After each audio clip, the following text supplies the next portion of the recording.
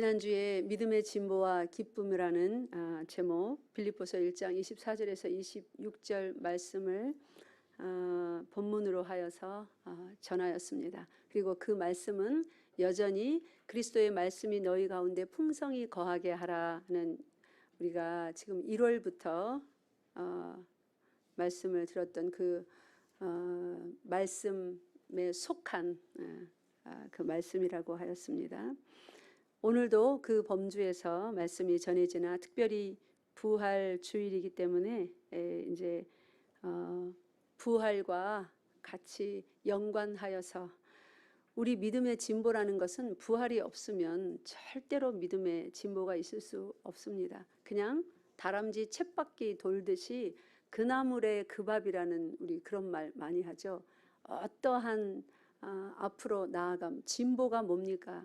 내가 가보지 않은 길, 하지 않은 길, 그러나 소원은 했는데 마음은 원이로되 육신이 연약해서 어떤 환경에 갇혀서, 전통에, 생각에 갇혀서 도무지 갈 수 없었던 그 가고자 바라던 그 길로, 더 나은 길로, 더 완전한 길로 한 발 내딛는 거예요. 그리고 또 두 발 내딛는 거예요. 그래서 계속 걸어가는 거예요. 그게 진보입니다.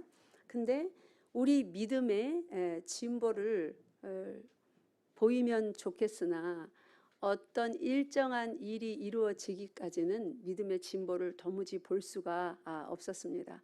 성경에 의하면, 구약에 보면 그런 믿음의 진보를 볼 수가 없습니다. 이스라엘 백성들 율법을 받아서 종살이에서 벗어나서 이제 종들처럼 살지 아니하고 자유인으로서 그렇게 자기가 하고자 하는 일을 하며 살 수 있는가, 우리가 자세히 성경을 봤더니 이스라엘 백성 모두 어떻게 삽니까? 마음은 원합니다. 하나님을 예배하려 하고 하나님만 섬기려 하고 서로 사랑하려 하는 그런 마음은 있습니다. 근데 그들이 어떻게 살았습니까? 전혀 믿음대로 살지 못했습니다. 마음의 원함대로 살지 못했습니다. 그것이 대표적으로 그 광야에서 40년 쳇바퀴를 돌았잖아요. 광야가 아무리 넓기로서니 그거 지나가는데, 횡단하는데 40년이 걸립니까? 아니잖아요. 뺑글뺑글 돌았다는 말이에요. 그게 믿음의 진보를 절대로 이루어낼 수 없는, 그들은 가나안 땅을 들어가기 원했습니다. 그럼 진보가 일어나려면 가나안 땅을 들어가야죠. 근데 들어가라고 정탐꾼까지도 보냈는데 진보는커녕 뭐라고 말합니까? 저 땅은 우리 죽이는 땅이다. 저들은 거인이고 우리는 메뚜기다. 우리를 다 죽이려고 우리를 끌어냈느냐. 아주 진보가 아니라 후퇴도 그런 후퇴가 없습니다. 그래서 하나님은 그들의 고백대로, 그들의 원함대로 그렇게 40년을 뺑뺑이를 돌았어요. 그리고 나서 가나안 땅에 들어갔습니다.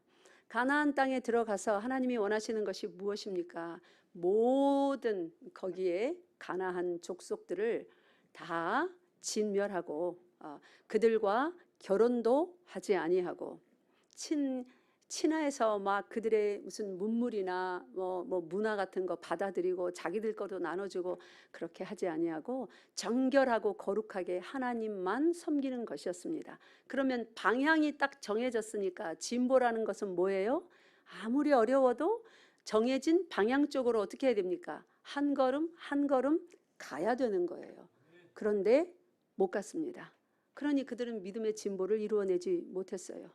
나라도 나중에 두 동강이 나서 하나는 아수리에 망하고 하나는 바벨론에 망하고, 진보는커녕 마치 이스라엘 백성들이 엄청나게 뒤로 후퇴한 것처럼, 광야 40년 그 고생길처럼 각각 다른 나라에 망하여서 엄청난 고생을 했습니다.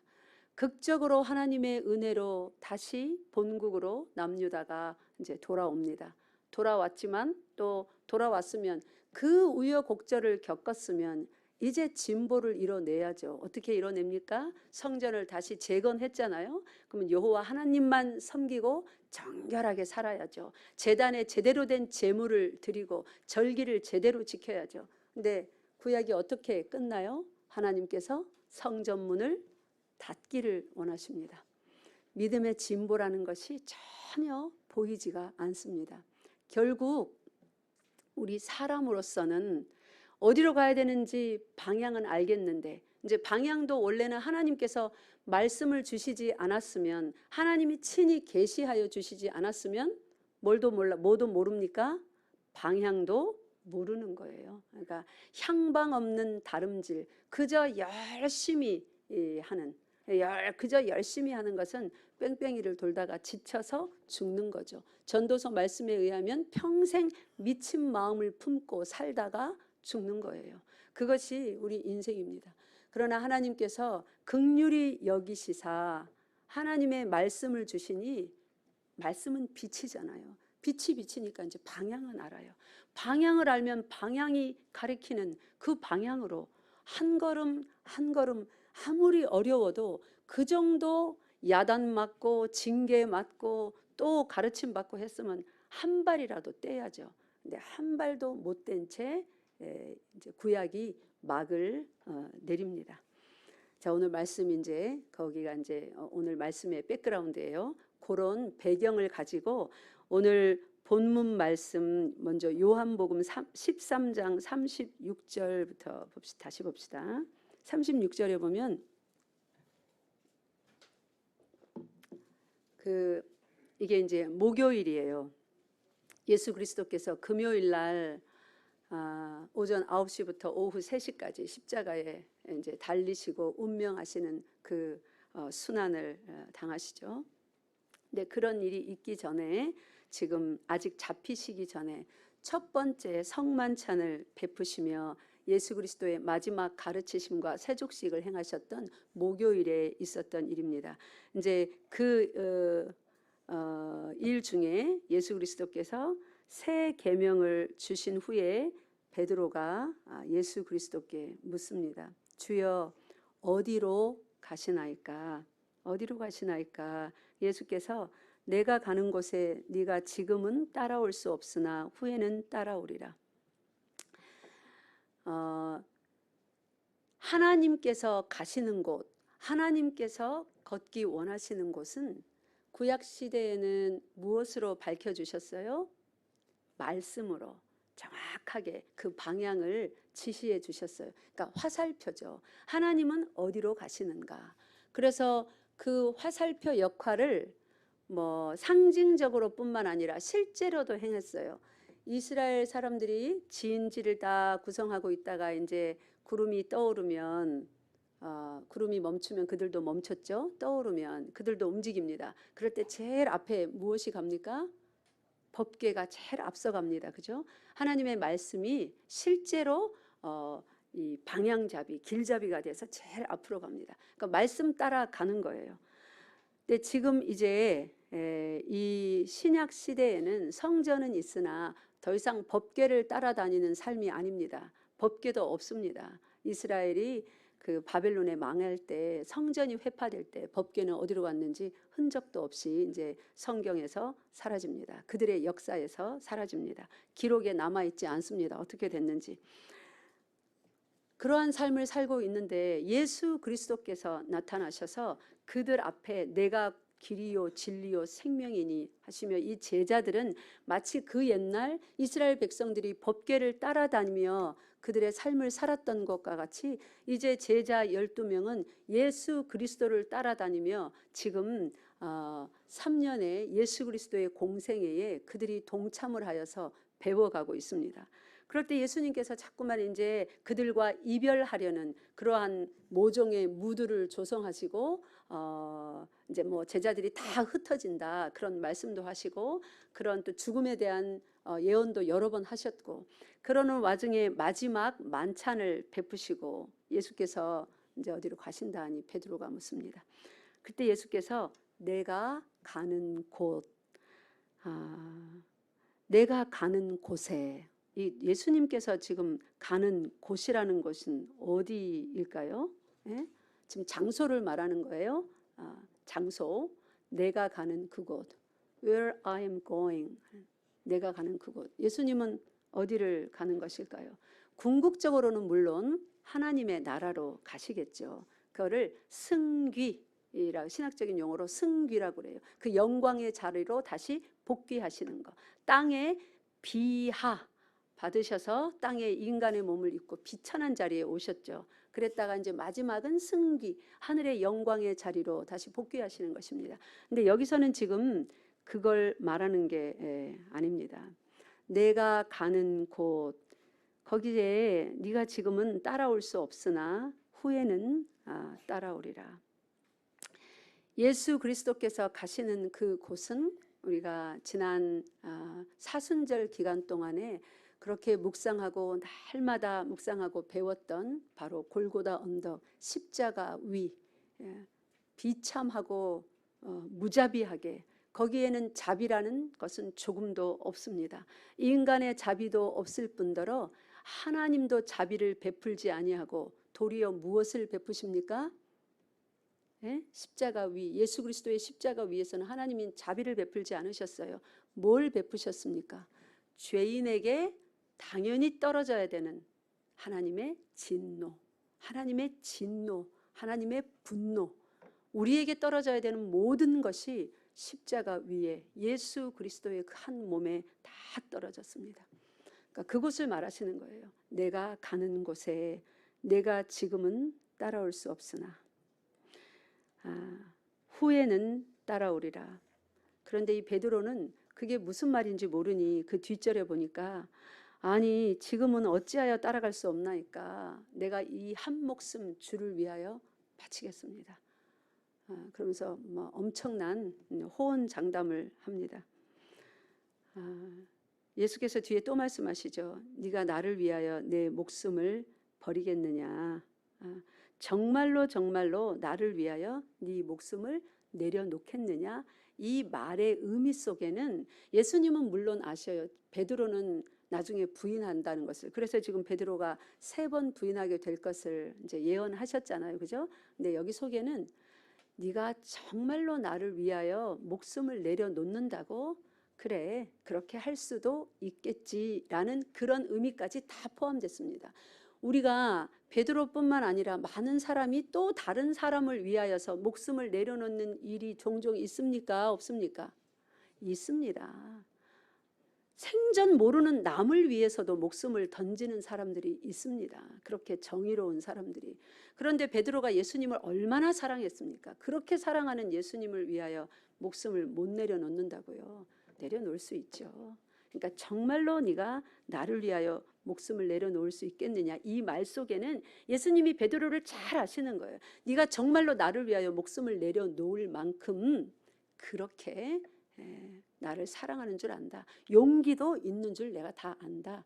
그러나 내가 가는 그 자리, 지금 내가 가는 그 십자가 위라는 그 자리는 네가 감당할 수 있는 그 자리가 아니다.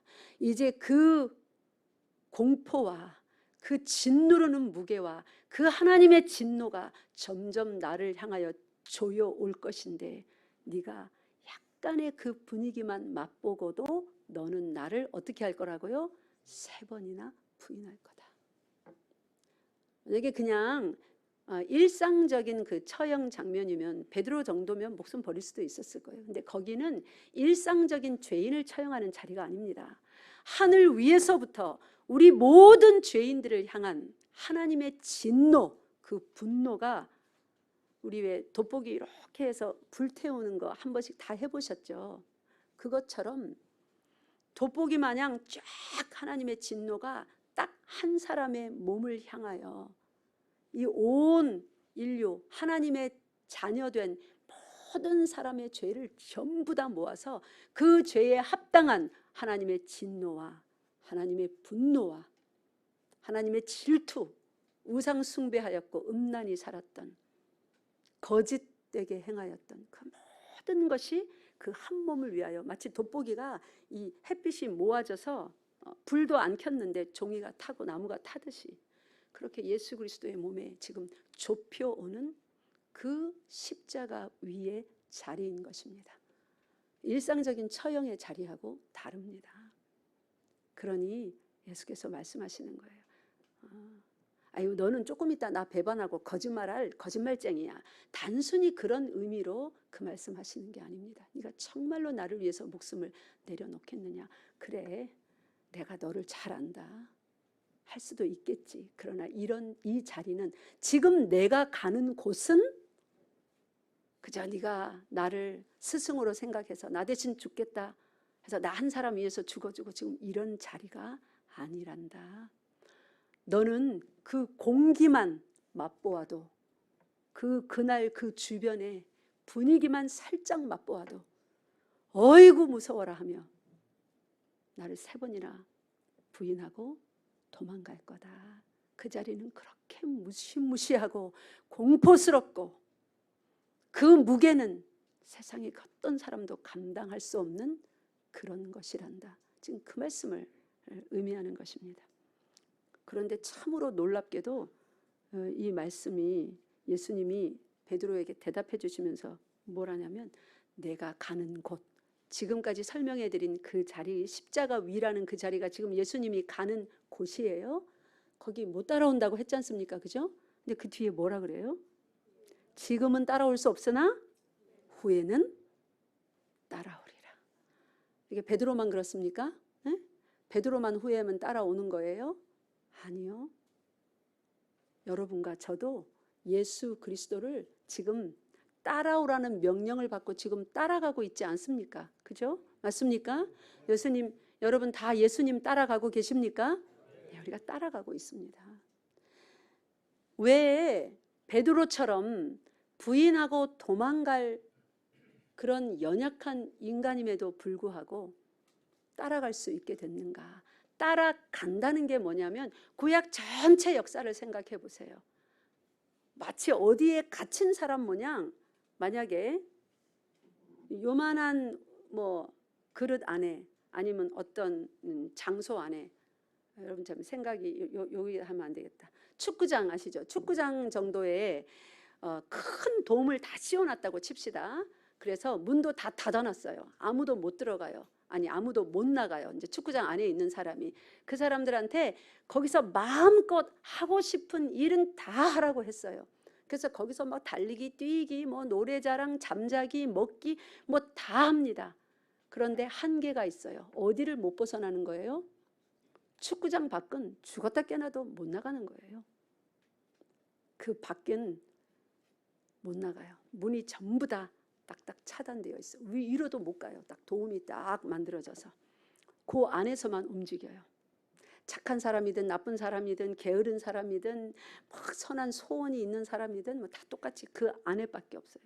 말하자면 마치 그것이 구약 백성들, 지금 예수 그리스도가 오셨어도 예수 그리스도가 내가 가는 곳이라고 말했던 그 곳에 아직 안 갔으니까 이 사람들은 아직 구약 백성들의 삶을 여전히 살고 있습니다. 그게 어떤 삶이냐면, 여러분 저기 갈라디아서 3장 펴보세요.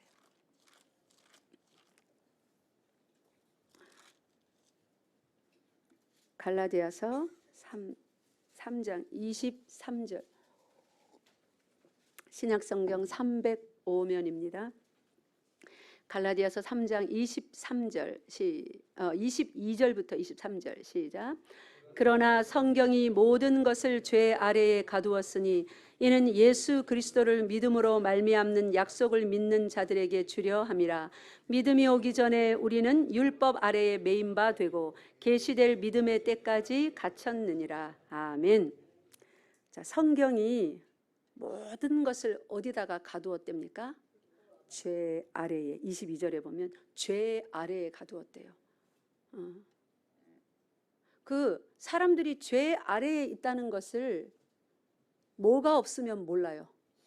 율법이 없으면. 자기들이 지금 죄라는 것을 벗어나지 못하고 그 죄 속에서 범벅이 되어서 죄악 중에 잉태되고, 다윗의 고백처럼 죄악 중에 잉태되고 죄 중에 태어나서 죄만 짓고 살다가 영원한 죽음 속으로 빠져들어가는 게 인생입니다. 근데 그 죄 아래 갇힌 것도 모릅니다. 아예 태어날 때부터 축구장 그 돔 안에서 태어났거든요. 우리 애기들이, 코로나 세대 애기들은 마스크를 벗는 걸 두려워한대잖아요. 이제 지금은 좀 많이 벗어났겠지만 마스크 벗으려니 아예 태어나서부터 그런 시대를 살았으니까 이게 삶인가 싶어서.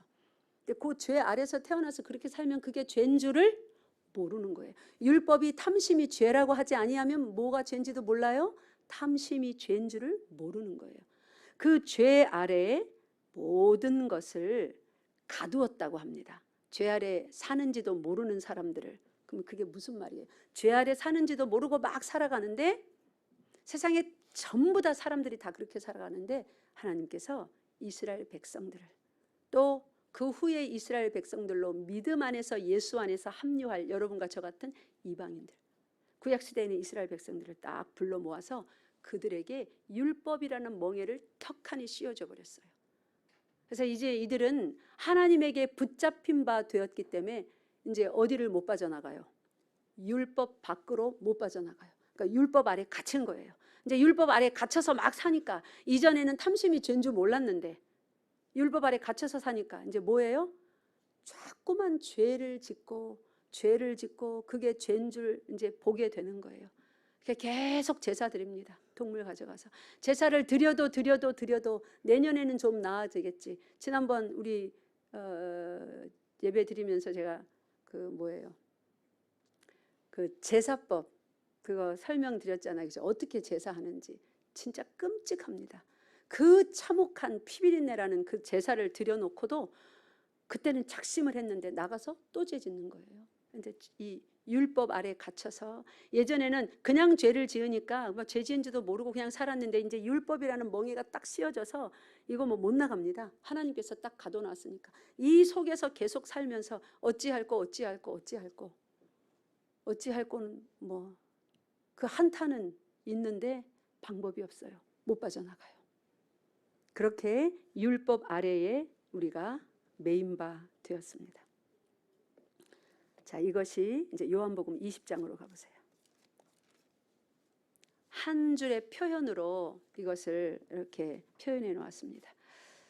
자, 이제 믿음의 진보를 우리가 어떻게 이루어 내었고 지금 우리가 이루어 낼 수 있는지, 앞으로 우리 자녀들도 연약한 듯 하나, 지금 여기 있는 우리 주일 학생들, 청년들, 아이고 저래서 기도도 잘 못하고 막 예배도 그냥 수시로 빠지고 매 늦게 오고 저래 갖고 뭐 되겠나 싶죠?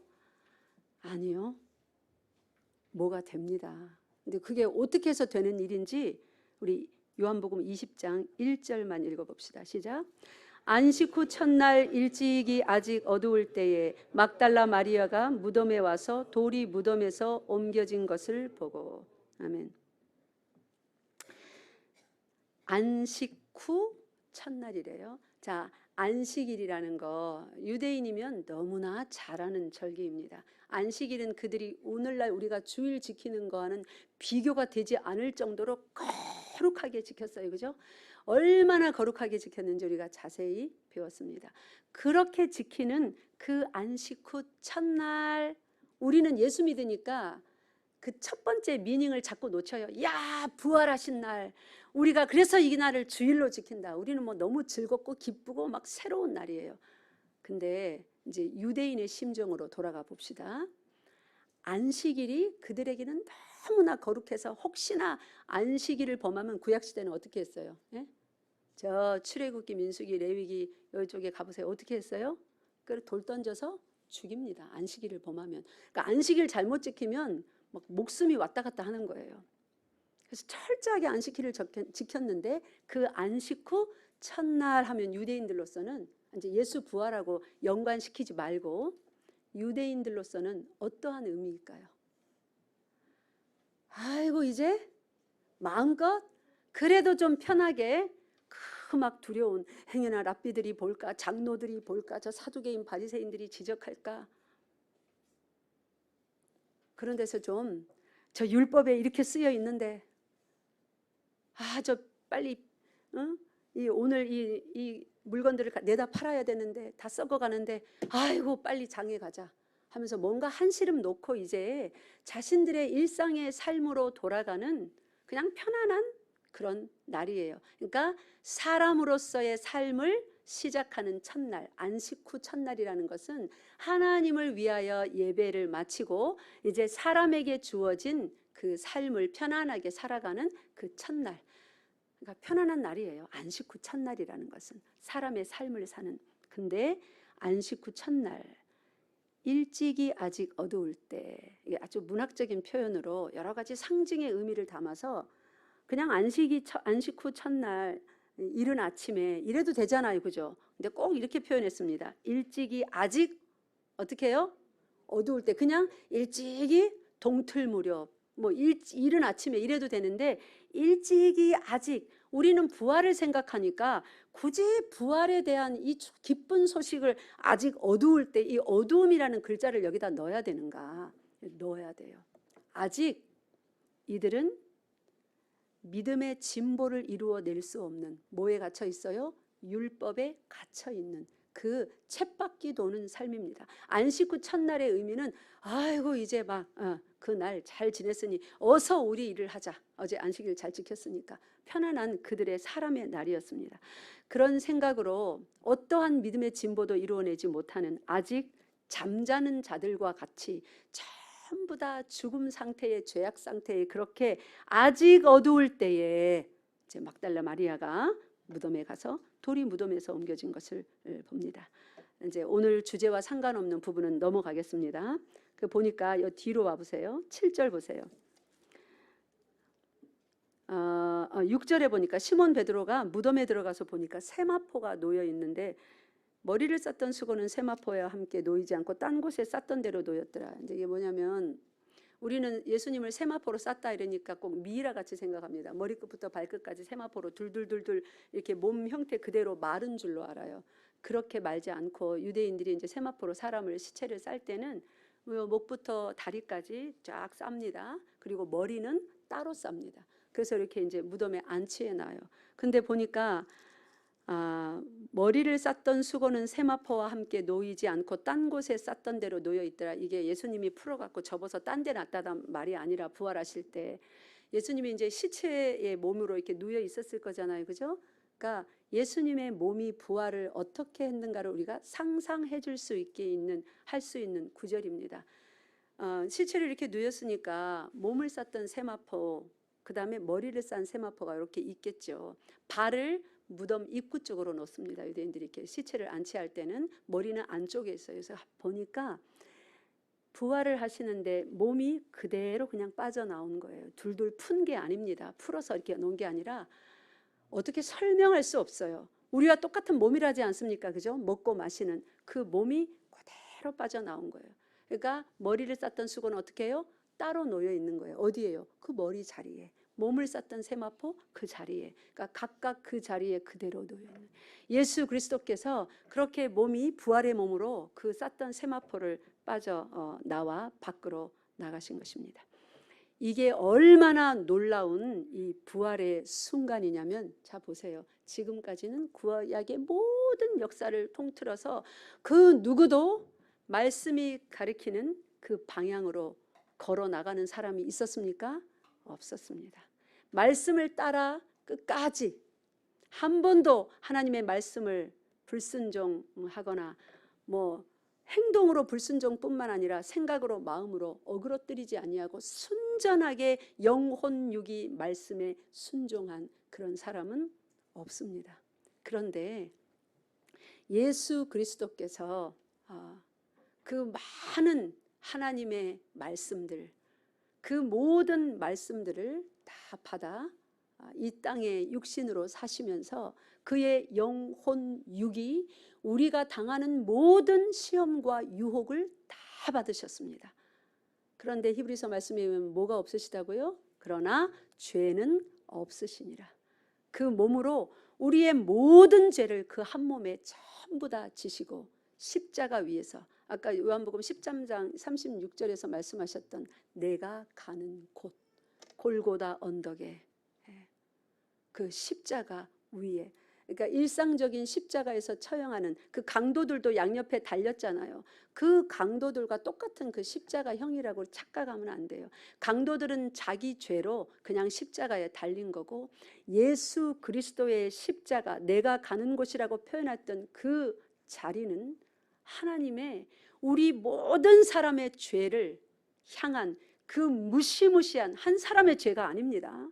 아담부터 시작해서 앞으로 태어날 하나님의 백성으로 예정된 모든 백성들 몇 명이나 될까요? 그래서 계시록에서는 헤아릴 수 없는 무리라고 했습니다. 여러분, 빚을 한 사람에게 만약에 1,000만 원 졌다고 합시다. 1,000만 원도 큰데 한 사람에 1,000만 원씩 100사람에게 빚을 졌어요. 또 살다 보니까 또 안 돼가지고 200사람, 1,000사람 빚을 졌어요. 그 빚 다 어떻게 갚아요? 그런 것처럼 한 사람의 죄가 아니라 하나님이 택하신 모든 백성, 뭐 다른 사람은 놔두고 우리 여러분 아담부터 시작해서 구약 성경에 하나님의 백성들 몇 명인가 한번 세보세요. 끝까지 셀 사람은 아무도 없을 것 같아요. 저도 못 세요. 얼마나 많습니까? 그래서 우리 사람 이름 쫙 기록된 그런 거 나오면 건너뛰고 막 이러잖아요. 성경 통독하다가. 근데 아담부터 태말까지 모든 백성들의 그 모든 죄가 예수 그리스도 위에 실어졌고 그 죄를 향한 하나님의 진노와 심판이 그 한 몸에 떨어진 것입니다. 그러니 그 강도가 달린 십자가와 예수 그리스도가 말씀하신 내가 가는 곳, 그 십자가 위에 그 공포와 그 무시무시함과 그 심판의 엄중함은 이건 비교 불가입니다. 그렇게 죽으셨던 그 예수께서 이제 사단은 이겼다. 바리새인들, 사두개인들, 유대인들은 우리가 승리했다 그랬는데 죽음이, 사망이 더 이상 그를 잡아둘 수가 없었습니다. 사망이 쏘는 것은 뭡니까? 고린도전서에 있잖아요. 사망이 쏘는 것은 죄요. 예. 죄가 있어야 사망이 계속 쏴서 그를 영원한 죽음 가운데 붙잡아둘 수 있는 거예요. 그래서 죽였는데 죄값으로 피를 다 흘렸죠. 우리의 죄값으로 예수님의 피를 다 흘렸죠. 그래서 사망이 그렇게 쐈는데 우리 죄 때문에 그를 쏘았어요. 근데 자세히 보니까 정작 예수 그리스도 본인은요 뭐가 없습니까? 죄가 없습니다.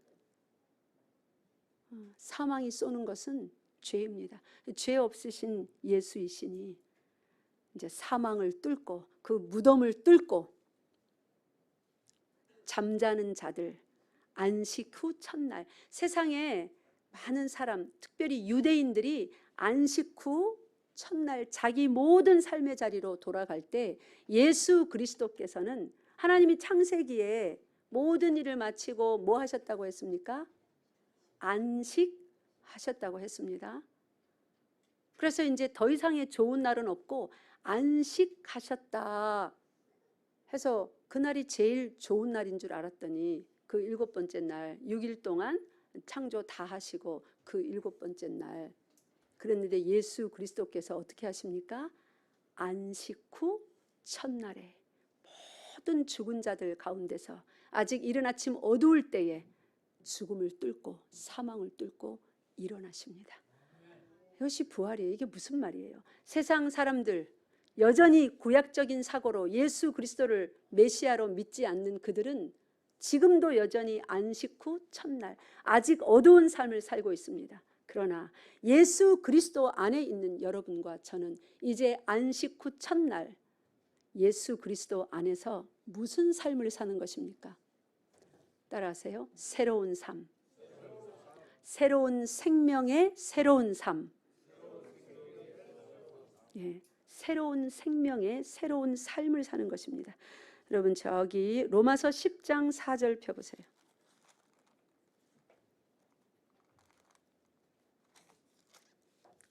로마서 10장 4절.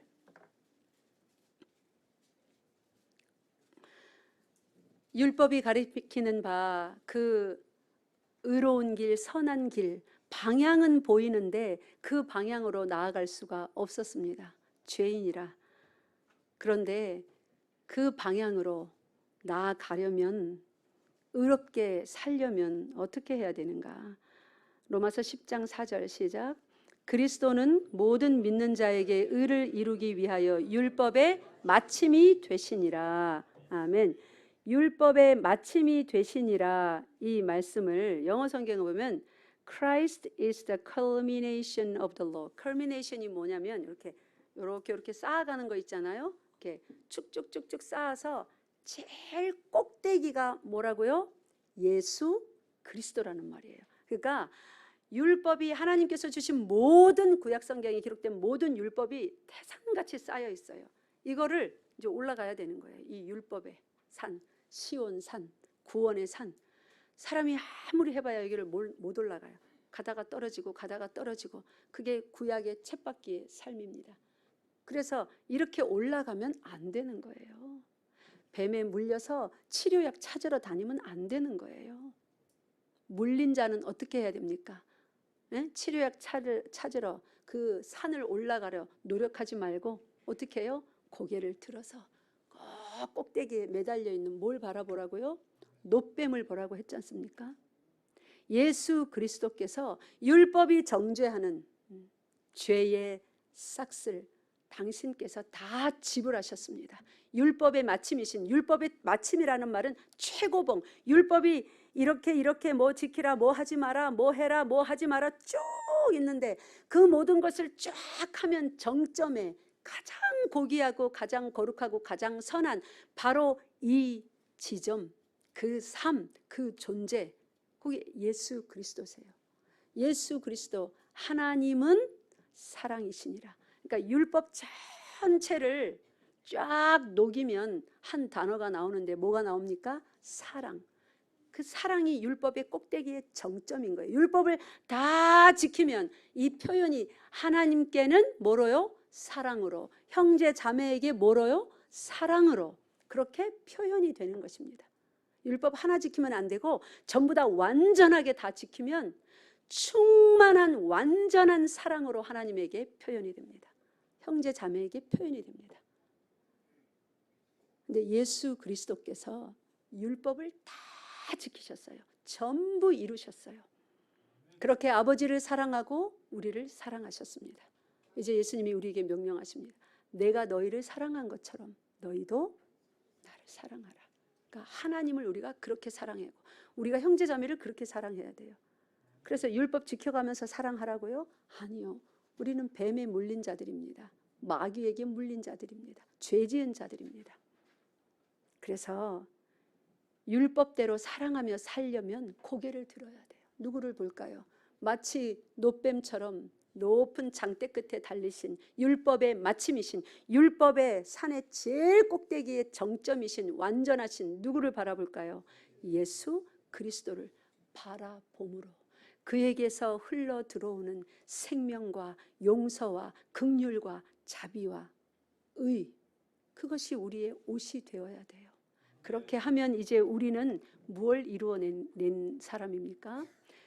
믿음의 진보가 있어요. 드디어 그 축구장 밖을 안에서 뺑뺑이 돌던 율법이 딱 족쇄 채우고 있어서 율법 아래서 죄인이다, 나는 죄인이다, 아유 이래도 안 되네, 저래도 안 되네, 포기해버릴까?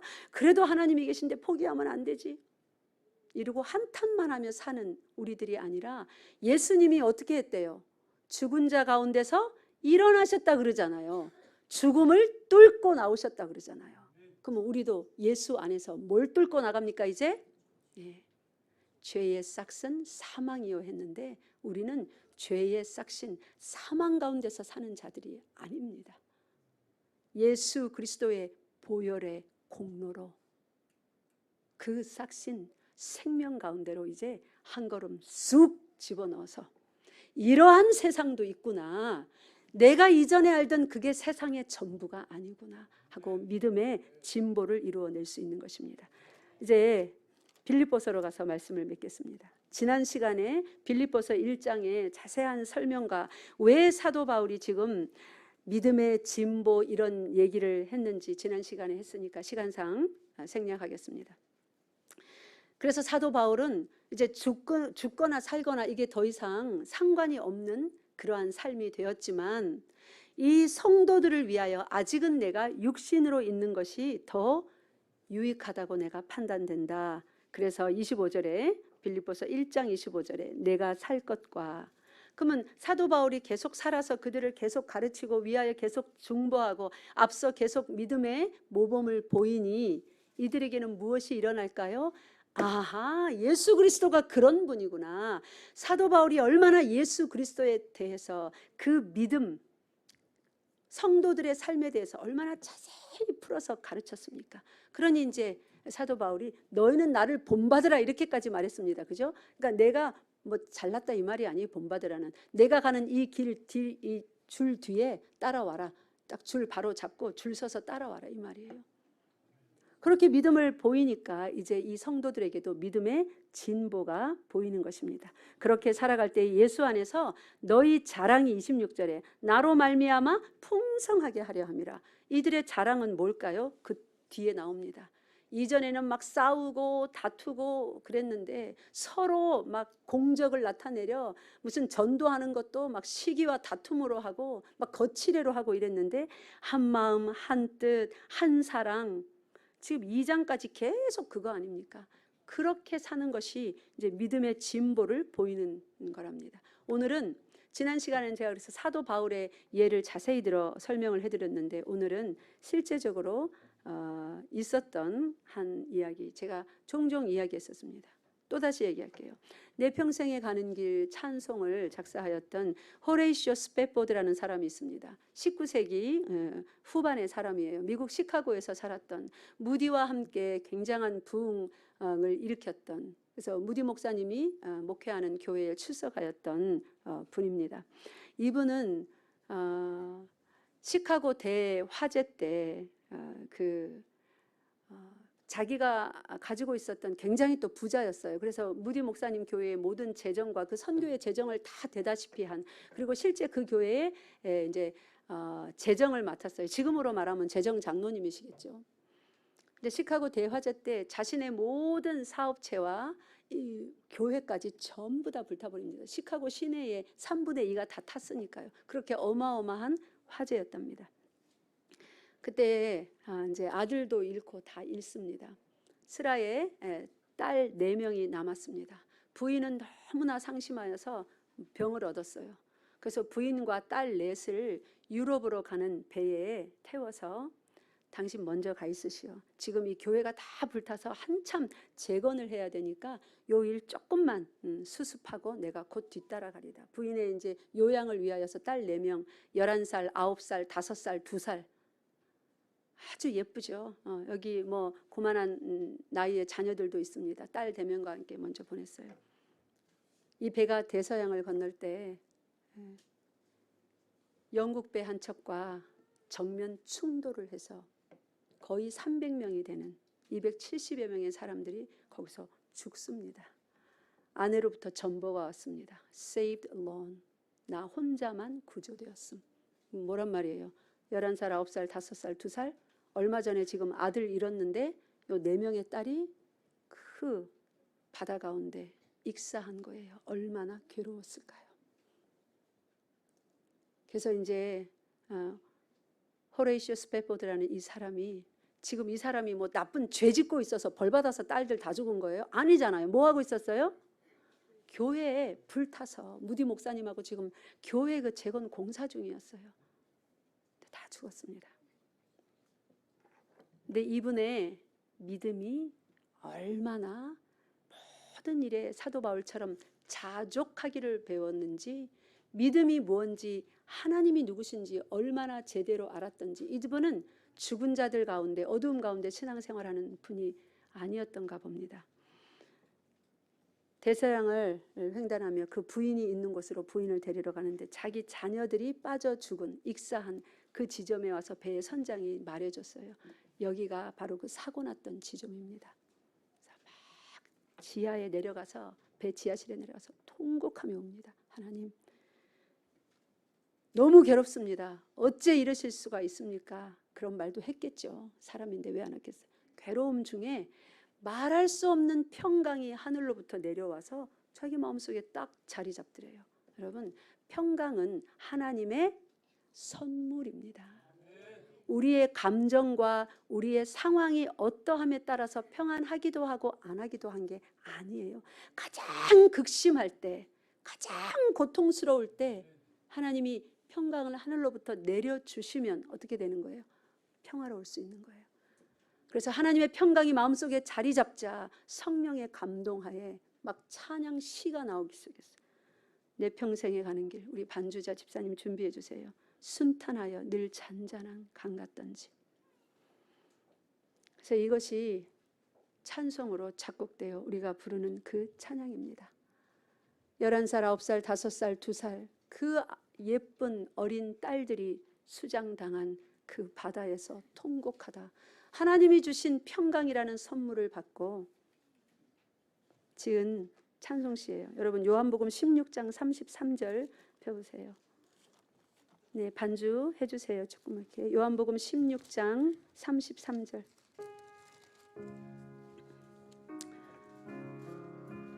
이곳에 오늘 예배 드리시는 여러분의 지난 삶을 제가 다 알 수는 없습니다. 뭐 어제는 지난주는 어떻게 사셨는지 제가 다 모르죠. 그러나 여러분 어떤 환난이 있든 슬픔이 있든 무슨 경험을 하였든 어떤 트라우마가 있든 기억하십시오. 평강은 그때 그 일이 그렇게 안 됐으면 좋았을 텐데 그게 아니에요. 세상은 우리를 죽이려고 달려듭니다. 하나님께 속했기 때문에 그런 고통이 없으면 오히려 이상한 거예요. 부활을 믿는 예수 그리스도를 믿는 그의 오심을 믿는 사람들은 세상에겐 적입니다. 죽이려고 달려듭니다. 그러니 환난이 있죠. 그러나 예수님이 우리에게 이렇게 말씀하십니다. 요한복음 16장 33절 시작. 이것을 너희에게 이르는 것은 너희로 내 안에서 평안을 누리게 하려 함이라. 세상에서는 너희가 환난을 당하나 담대하라. 내가 세상을 이기었노라. 아멘. 세상을 어떻게 했다고 예수님께서요? 이겼다고 합니다.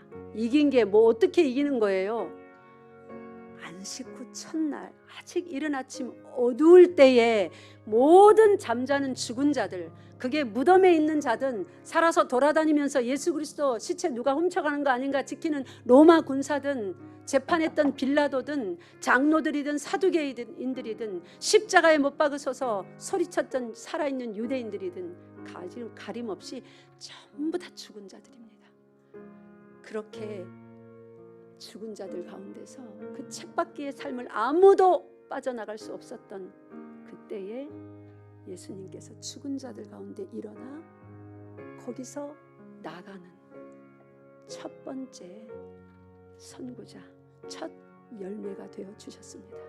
여러분과 저는 그 뒤를 따르는 열매들인 것입니다. 믿습니까? 우리 성경 읽고 찬양 1절만 합시다. 33절 시작. 이것을 너희에게 이르는 것은 너희로 내 안에서 평안을 누리게 하려 함이라. 세상에서는 너희가 환난을 당하나 담대하라. 내가 세상을 이기었노라. 아멘. 내 평생에 가는 길 1절만 찬양합시다.